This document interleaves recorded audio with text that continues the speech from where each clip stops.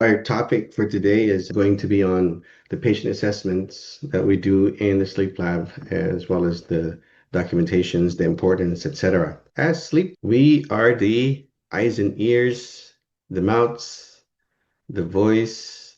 We do so many roles in the sleep lab, but we will focus on the patient assessments and what we do when the patients are already in the lab. The way I discuss sleep technology is I always group everything I teach into just three parts, three main parts. Everything you need to know before the patients come and arrive in the sleep lab or the clinic, everything you need to know while the patient is in the sleep lab or clinic, and then everything you need to know when the patients leave. Okay, so that's how we will break it down. I always remind everybody that so you can always have a separation of your understanding, separation of your buckets. If you fill your bucket one, bucket two, bucket three, your bucket one, you fill it with everything before the patients arrive, and then so on. Is that clear? Good. Now, introduction is what is sleep technology? We record people and then we go to sleep. While the patient is asleep, we go to sleep too. So what is sleep technology? It first did the technical portion of the study. Monitors, diagnose, and treat sleep disorders, sir. Very good. Yes, we monitor and diagnose and treat sleep disorders. We work hand in hand with the sleep specialists. So we follow what they need in order to address the patients. But the most important part there is that we're enabling the sleep specialist in conducting what's needed for the patients to get diagnosed, to get the patients treated. And after that, the long-term clinical management of the patients, because sleep, most of the time, most of the disorders are chronic. What do you think? Chronic. Absolutely. Sleep most of the time are chronic disease. You might have some patients who suffer from acute insomnia, so that can only last about 2, 3 weeks. But for the most part, majority of the people that we see in the sleep lab that we test are suffering from chronic diseases such as obstructive sleep apnea, chain strokes, etc., etc. Very good. So the importance in diagnosing and treating sleep disorders is because this is the system of how the patients go from being diagnosed to getting treated. The way I teach here is based on how the United States system flows, simply because all of you eventually will become RPSGTs. And if you are, your understanding, your standards based on the United States.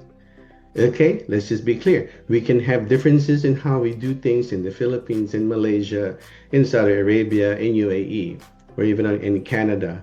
But we are going to be RPSGTs, and that means the US standards. So the US have established all the standards. We follow the American Academy of Sleep Medicine, we follow the American Association of Sleep Technologists, and the RPSGT, which all of you should become RPSGT soon. RPSTT is under the Board of Registered Polysomnographic Technologists, BRPT, and that's also based in the United States. So I want that to be clear that if your understanding is a little bit different, how you do things a little bit different, I want you to voice it out so that we can clarify that whether maybe that is based on your country's healthcare system or whatnot, but make sure that you clarify everything here in class. Okay? Now, as sleep technology is really a multidisciplinary field. So majority of you are respiratory therapists. Some of you are nurses. I have one student right now doing our PhD review, and his background is in, I think it's in philosophy.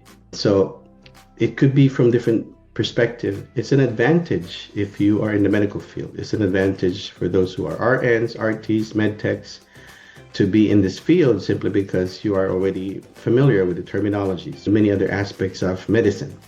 However, sleep is a unique medicine. It's a unique medicine because it involves all different aspects.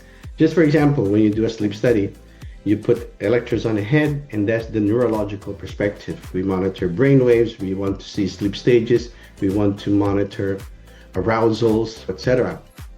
And yet we also put EKG pads so we can monitor the cardiological perspective. And then we monitor also the electromyogram, monitor if the patient is grind their teeth or do they have leg movements, do they have periodic limb movements at night, do they kick? And so it's a very unique and multidisciplinary field.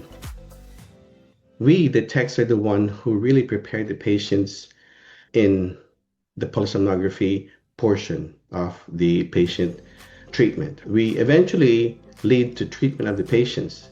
What's most appropriate intervention for the patient, right? Now, having the knowledge of the appropriate preparation for the patients and monitoring leads also to how the patients can be optimally treated.